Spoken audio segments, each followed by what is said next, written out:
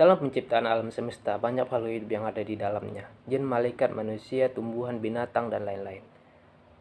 Dari makhluk hidup yang ada, apakah yang membedakan antara hal tersebut? Ya, tepat sekali. Akal, pikiran, hati, perasaan. Siapa yang mempunyai akal, pikiran, hati, dan perasaan? Ya, manusia.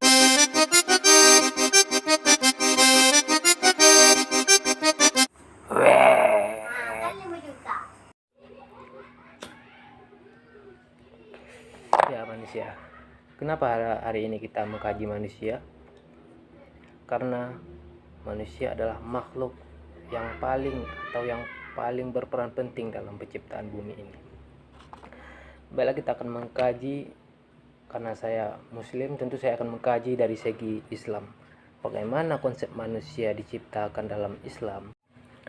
Untuk mengetahui sesuatu hal, apa itu sesuatu hal tersebut, kita bisa melihat dari aspek berpikir filosofi atau aspek berpikir langsung kepada tujuannya. Hari ini saya akan mengkaji manusia itu sendiri dari aspek tujuannya manusia itu diciptakan.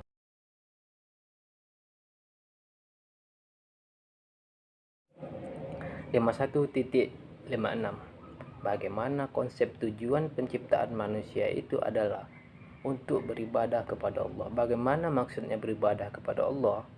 Yaitu setiap kegiatan, setiap tindak tanduk yang kita lakukan diiringi oleh keberadaan Tuhan. Bagaimana dalam Islam itu diajarkan, setiap segala sesuatu yang kita mulai, kita lalui dengan mengucapkan Bismillah.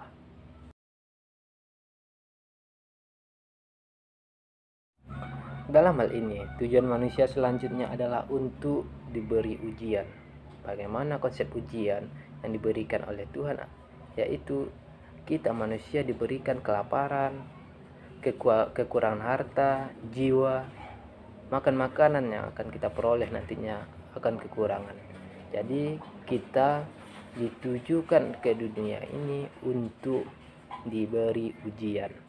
Jadi setelah kita diberi ujian, apa akhir ayat yang disampaikan tersebut? Kita hendaknya sabar.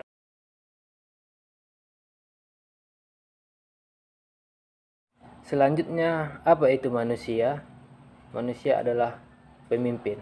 Bagaimana konsep ayat tersebut disampaikan ketika perdebatan antara malaikat dan Tuhan yang mengatakan bahwasanya malaikat tidak bertanya apakah Tuhan akan menciptakan makhluk yang nantinya akan bertumpah darah di atas bumi. Lalu yang maha tahu tersebut menjawab bahwasanya dia lebih tahu daripada tahunya malaikat tersebut.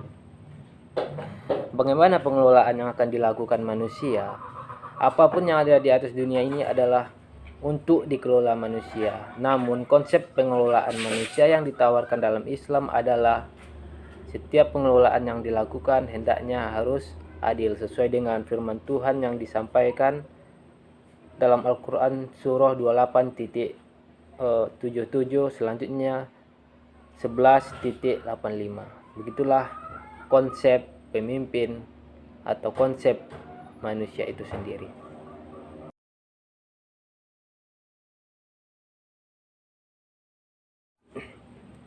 Konsep manusia dalam Islam adalah konsep yang utuh dan integral, mempertimbangkan seluruh aspek kehidupan mulai dari perangkat fisik hingga perangkat akal dan psikologisnya. Konsep manusia dalam Islam juga tidak menghalangi manusia untuk memilih, menggunakan kehendak bebasnya dan melakukan apapun yang diinginkan manusia. Hanya saja, segala sesuatu yang diperbuat oleh manusia pasti akan ada efek dan risikonya.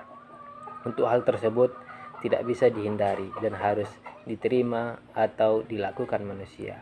Sehingga sebelum manusia melakukan hal-hal tertentu, dia harus mempertimbangkan aspek ketuhanannya, kemudian aspek penciptaannya, kemudian aspek bagaimana dia sendiri sebagai seorang muslim.